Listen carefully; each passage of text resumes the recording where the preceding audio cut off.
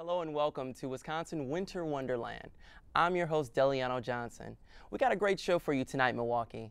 We've been watching two awesome snowboarders and following their journey on the hills, and later on in the show, we'll have a special guest that you won't want to miss. Now, let's watch our first snowboarder of the night as he makes his way down one of the coolest hills in Wisconsin. Take it away, Dan. Growing up in the Midwest, there's not a lot to do in the wintertime. So I would say I was probably 10 or maybe 12 when a ski hill opened up near my house, and rented skis a few times and got into it, and went out and bought my own set of skis so that I could go there, wouldn't have to rent, and just kind of got hooked when I would stop. I got the feeling of digging the edges in, and it felt pretty cool, and I just wanted to do it over and over and over again and bomb the hill and just stop at the bottom. So 10 years old, I got into skiing. Snowboarding wasn't even really invented yet, so you know, if it was these guys who were just developing these prototypes. So it really wasn't until I was like 20 or about 10 years later that snowboarding was a little bit more mainstream, and you could pretty much do it on any hill. It was allowed. And you could get a snowboard pretty easily at any of your local sporting goods shops. So really for me, it was more of a generational time rather than deciding if I wanted to ski or snowboard as a kid. Snowboarding in Wisconsin is a little different because, like I said, in the wintertime, there isn't really a lot to do. So, you know, I think the joke is we have two seasons here, freezing cold and mosquito.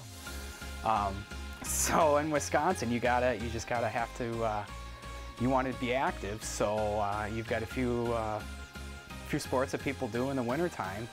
Downhill skiing or snowboarding is one of them. I like the sunburst ski area. You know, again, I grew up in Wisconsin, and one of my earlier jobs, then when I was 21, about a year, maybe two after I started snowboarding, we got free lift passes with our paycheck stub.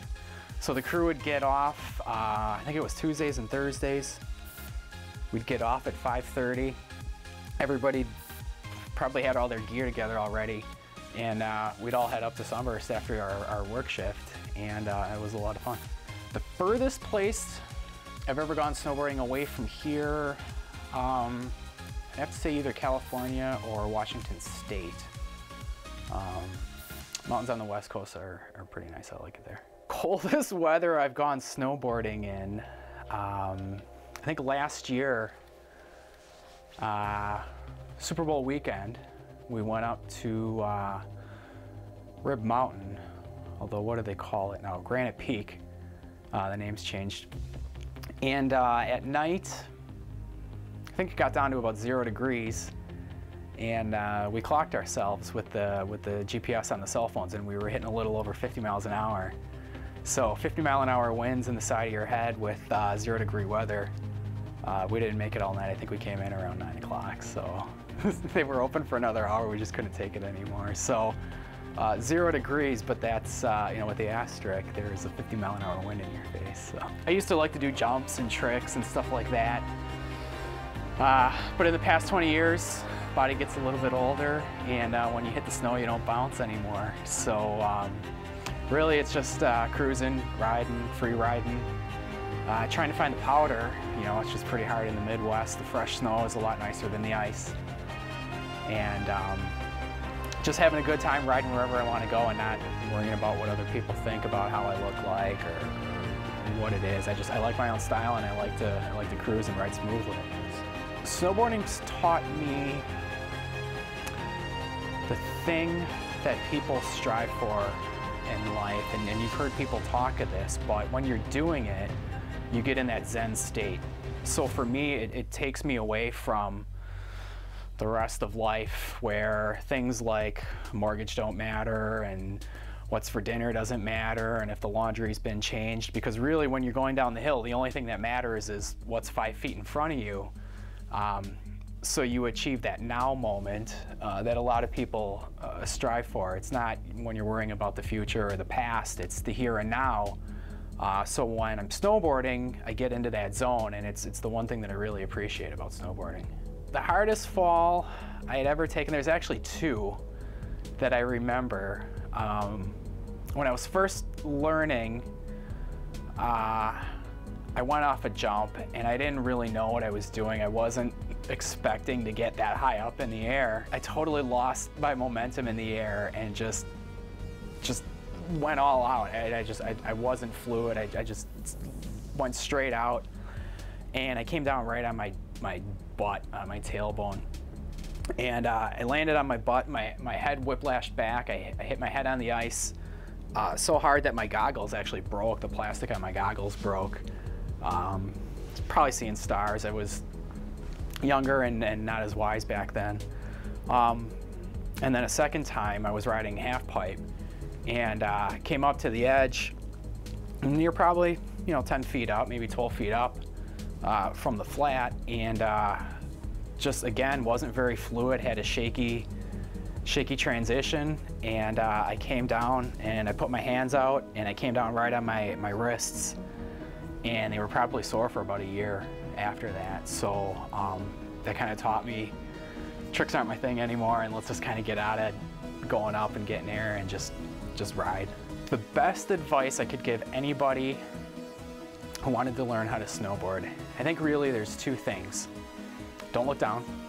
The board is attached to your feet. It's not going anywhere. Just trust that it's attached to your feet. Look where you're going. When you look down, your body mechanics change, and if you look down, your hips will push back, and the alignment of your shoulders, your hips, and your ankles are out of align. Your body mechanics totally get thrown off, and you almost can't do it that way. So just look down the hill, look where you're going, know the board's going to be there, and go with the flow. My favorite part of snowboarding is probably, I'd say, everything that encompasses the experience. And that really starts out from the moment you're actually prepping, where you're thinking about, is my wax tuned, or is my board waxed, are my edges tuned, are my bindings tight, is everything adjusted? And then, so you go from that, you pack it up into the car, call your friends, you make arrangements, where are we going, what time, who's got the best deal tonight, It's always nice if there's like a 2-for-1, you can take your friends and save a buck. And then actually, packing up your gear, meeting people, driving out, pulling up into the parking lot, seeing the hill or the mountain there, looking at what people are doing, maybe trying to get a feel for what the conditions are, all the way up to, buying your ticket, going up for the first time, getting in those first few runs, loosening up, and then just finishing up your day or your session, going out to the car and having a cold one because you're tired from snowboarding all day. Eesh. Thanks, Dan. Now I know. Now I've learned how to snowboard, I never want to look down. While you were waiting and watching Dan, our special guest has arrived. Welcome Jennifer and Rob Friedel, the new owners of Sunburst Ski Hill. Thank you guys for joining us today. Thank you for having us. All right. So how long have you owned Sunburst? Well, it's been a little bit over a year. We took over on New Year's Eve last year, and it's been quite an adventure. Wow. Fun. And where exactly is it located? It's in Kewaskum, which is about 10 minutes north of West Bend and about 45 minutes northwest of downtown Milwaukee. Okay. Guys have some big shoes to fill here, and I know a lot of people are interested in knowing if you guys have owned any previous businesses prior to Sunburst. Well, mine is a small business. It was I'm a writing consultant, or have been, and also a photographer. So I'm finding that those skills have been a little bit handy in this industry. That was my experience. And I spent the last 25 years in the managed futures business, so trading in the commodity markets, and I built 2 firms there. Wow.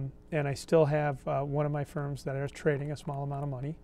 And really, the ski hill has taken almost all of Jennifer's and my time in the last year. Amazing. So what's your vision for Sunburst ski hills? Have you guys made any expansions or any changes? Yeah, absolutely. Our goal from the first day when we started looking at the property and looking at the business was to try and see if we could take Sunburst to the next level. We thought that there were just almost endless opportunities with the area. In previous years, it had only primarily been focused on the winter activities, and we'd like to work to see if we can take it to a year-round facility. Okay. So. How is Sunburst different from any other ski hill? Well, that is interesting. We have spent a little bit of time skiing out west, and came back to Wisconsin about 12 years ago. So we've had a little bit to compare it to. We love the fact that Sunburst is a great place to learn to ski. We feel really lucky to be working with these excellent instructors who really know how to teach kids. So, you know, safety, fun, and learning, it really is a huge focus for us, but we think it's a special place too because we've expanded the tubing area. And that has allowed us to offer 42 lanes, and it's a 100-foot drop, and it's a quarter-mile long, you know, experience. So it's fun. People can tube if you're 4, you can tube if you're 84, if you can sit in a tube. If you feel like it's a safe experience for you to sit in a tube, you can, you know, shoot down and have a great time. So I think Sunburst differentiates itself a bit because not everyone has that exact offering, and we just really want to knock it out of the ballpark and offer that to people locally and, you know, in the Midwest. All right. We'll be back with Jennifer and Rob later, so stay tuned. Now, let's watch our second snowboarder of the night as he talks about how snowboarding in Wisconsin is different. Take it away, Kenny. Here we go. Snowboarding in Wisconsin is different because generally in the winter you get a lot of snow and you can go snowboarding pretty much any day of the week. I like Sunburst because it's local and it's close. It's only about a 45-minute drive for me, and I'm right inside of Milwaukee. The furthest place that I've been to go snowboarding is Washington, the state. It's a great place. They have mountains as opposed to hills, which is what Wisconsin has. I had friends that were into snowboarding, and so naturally they wanted to bring me along snowboarding, and I didn't think that I would be good at it, but having previous skateboarding background, I was able to pick up snowboarding rather easily, so my friends got me into it. My favorite move to perform on the hill is just to basically carve back and forth and cover as much of the land I can possibly do coming down the mountainside or the hill in Wisconsin. When did I start snowboarding?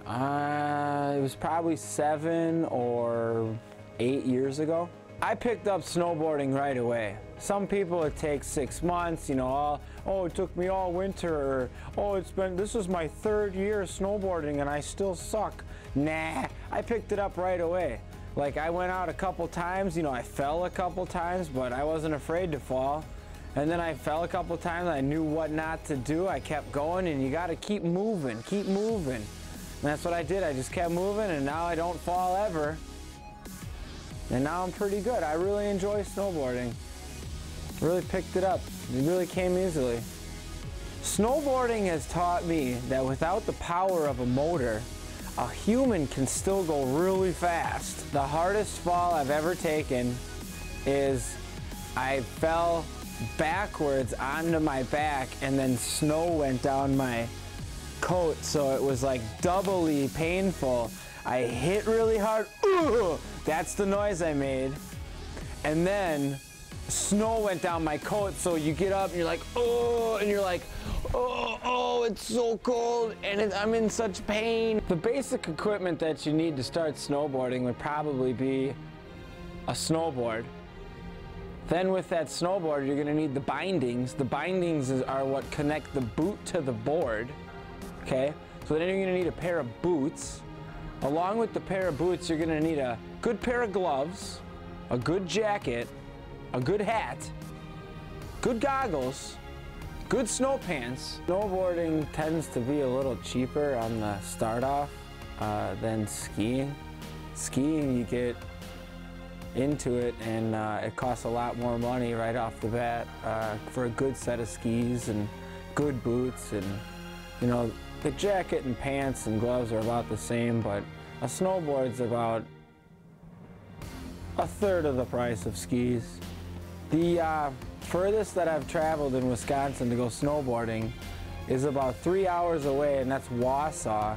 It's a hill called, it used to be called Rib Mountain, but now it's called Granite Peak. My advice to a beginner snowboarder would be to just stick with it and not get discouraged when you fall a couple times in the beginning. And don't be afraid to fall, because you're not going to fall that hard. It's soft snow, even the ice. I mean, you're traveling at a certain amount of speed. You got to roll it out.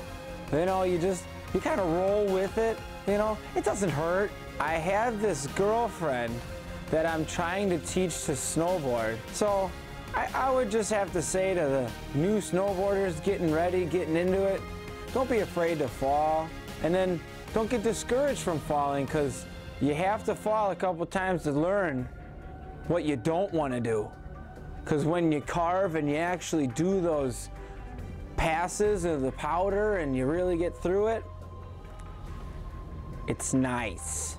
My favorite part of snowboarding is being able to get together with my friends and spend a night on the hill, or spend a day out on the hill, and we're all doing the same thing, so we're all having the same amount of fun. We're all interested in the same thing. We're all just talking about the same thing, what we're doing. It's all fun. We all have fun. We all are doing the same thing. We look forward to doing it. We talk about it during it. We talk about it afterwards. It's the most fun to have, and you all like it. It's the camaraderie. We all love to do it, and even to do it alone, I still probably think it would be a lot of fun just to strap my board on and go down the hill by myself. It would still be fun. It's a freeing experience. It was a lot of fun. Thank you. Wow, that was great. Now I really want to learn how to snowboard. And we're back with Jennifer and Rob Friedel. Sorry about that. The new owners of Sunburst. So do you guys ski at all? Absolutely, yes, yeah. There's hopefully not a day goes by that we don't at least strap on the boards and get out there at least for a run or two. We love to ski. Wow, that's outstanding. So do you think it's better to rent the equipment or to actually buy the equipment? I think as a beginner starting in the sport, that renting would make some sense until you see whether it's for you and you like it. And then as you grow into the sport, there's definitely a tipping point. There are a lot of wonderful ski shops in the southeastern Wisconsin area that can suit you up just fine. But I'd probably maybe the first year or so go out and rent and try it for 4 or 5 times. Once you make the commitment, then definitely go and purchase your gear. Okay. Ballpark figure, how much would it be to rent the equipment?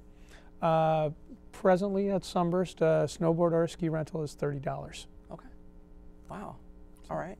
And how much would the lift tickets be in addition to that? Well, we have skiing and boarding, and then we have tubing. So if you want to ski and board in the evening, it's a flat $30. And then on Friday, Saturday, and Sunday, you can ski for $30, and then it's $40 on Saturday and Sunday. Tubing, it's an awesome deal on the weeknights. You can unlimited tube from 4 until 9:30 on Tuesday, Wednesday, and Thursday, and then for $15. And then for $15, and then on the weekends you can ski. Or you can tube for $16 for a 2-hour session. So I guess the great deal is on the weeknights, because there's unlimited tubing from 4 to 9:30. But the weekends are great too. It's just a fun thing to do, and we think it's a good price. Wow, that sounds very fun. So when does the season actually open and end for you guys? The moment it gets cold enough for us to machine snow and get the hill covered, we're ready to go. Typically, if you look over the last 25 years, that happens somewhere around Thanksgiving. Our season, last season was the latest season that we ever had. We almost spilled over into April, made it right to the end of March. But a typical season end is somewhere between the 8th and 10th of March. All right. So what advice would you give someone like myself who has never skied in a day in his life, and how would I go about learning? Well, my number one question would be, do you want to learn? Does it sound like fun to you? Absolutely. So then I would say, go out and take a lesson. You know, take one lesson. We do have a $10 zone lesson that we call, you know, it's a good entry-level chance for you to get comfortable on the snow, to get comfortable in your gear, and then for $10, you know, you can try it and say, is this fun? And hopefully there are a lot of instructors who help make it fun, and then you want to come back. But absolutely. The most important thing for us at Sunburst with our instruction is that we introduce you to the sport in a safe manner, then you have a lot of fun, and then we work on the skills so that you can control your speed and you can have just a good time. All right, thank you so much for being here today and coming all the way from Kewaskum. You're probably thinking, I just wanted to watch some snowboarding and not all these interviews, but you're in luck. We have just that. Now take a look at Dan and Kenny as they traverse down the hill at Sunburst.